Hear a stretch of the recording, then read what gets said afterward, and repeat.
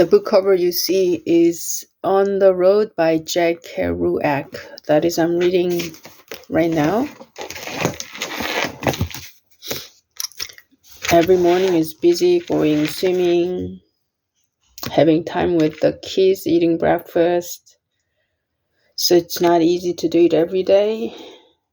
It's not that I don't want to read the Bible, but that I have no energy to raise my voice reading it aloud. But today I determined to do so before I heading to work. So let me read Matthew chapter 8. Jesus heals a paralytic. Jesus stepped into a boat, crossed over, and came to his own town. Some men brought to him a paralytic lying on a mat. When Jesus saw their faith, he said to the paralytic, "Take heart, son, your sins are forgiven." At this, some of the teachers of the law said to themselves, "This fellow is blaspheming." Knowing their thoughts, Jesus said, "Why do you entertain evil thoughts in your hearts? Which is easier to say, 'Your sins are forgiven,' or to say, 'Get up and walk'? But so that you may know that the Son of Man has authority on earth to forgive sins." Then he said to the paralytic, "Get up, take your mat, and go home." And the man got up and went home. When the crowd saw this, they were filled with awe. They praised God, who had given such authority to men. As Jesus went on from there, he saw a man named Matthew sitting at the tax collector's booth. "Follow me," he told him. And Matthew got up and followed him. While Jesus was having dinner at Matthew's house, many tax collectors and sinners came and ate with him and his disciples.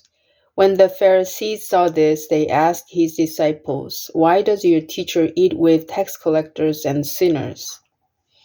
On hearing this, Jesus said, "It is not the healthy who need a doctor, but the sick. But go and learn what this means. I desire mercy, not sacrifice. For I have not come to call the righteous, but sinners." I desire mercy,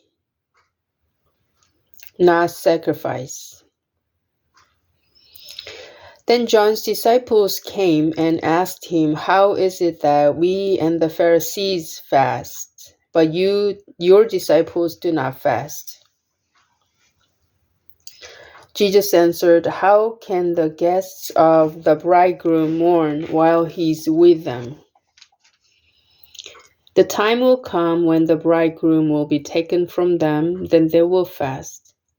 No one sews a patch of unshrunk cloth on an old garment, for the patch will pull away from the garment, making the tear worse. Neither do men pour new wine into old wineskins. If they do, the skins will burst, the wine will run out, and the wineskins will be ruined. No, they pour new wine into new wineskins, and both are preserved." While he was saying this, a ruler came and knelt before him and said, "My daughter has just died, but come and put your hand on her and she will live." Jesus got up and went with him, and so did his disciples. Just then a woman who had been subject to bleeding for 12 years came up behind him and touched the edge of his cloak. She said to herself, "If I only touch his cloak, I will be healed." Jesus turned and saw her. "Take heart, daughter," he said. "Your faith has healed you." And the woman was healed from that moment. When Jesus entered the ruler's house and saw the flute players and the noisy crowd, he said, "Go away. The girl is not dead, but asleep." But they laughed at him. After the crowd had been put aside, he went in and took the girl by the hand. And she got up. News of this spread through all that region. As Jesus went on from there, 2 blind men followed him, calling out, "Have mercy on us, Son of David."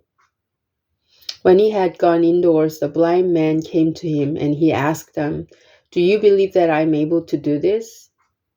"Yes, Lord," they replied. Then he touched their eyes and said, "According to your faith will it be done to you."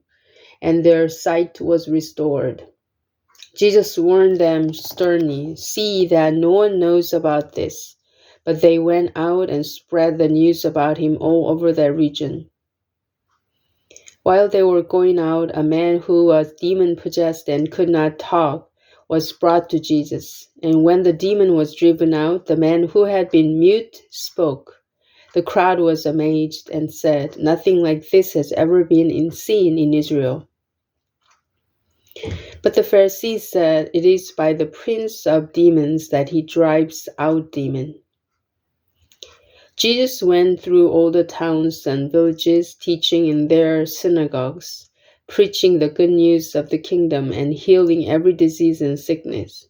When he saw the crowds, he had compassion on them, because they were harassed and helpless, like sheep without a shepherd. Then he said to his disciples, "The harvest is plentiful, but the workers are few. Ask the Lord of the harvest, therefore, to send out workers into his harvest field." 마태복음 9장. 예수께서 배에 오르사 건너가 본 동네에 이르시니 침상에 누운 중풍병자를 사람들이 데리고 오거늘 예수께서 저희의 믿음을 보시고 중풍병자에게 이르시되, "소자야, 안심하라. 내 죄 사함을 받았느니라." 어떤 서기관들이 속으로 이르되, "이 사람이 참남하도다.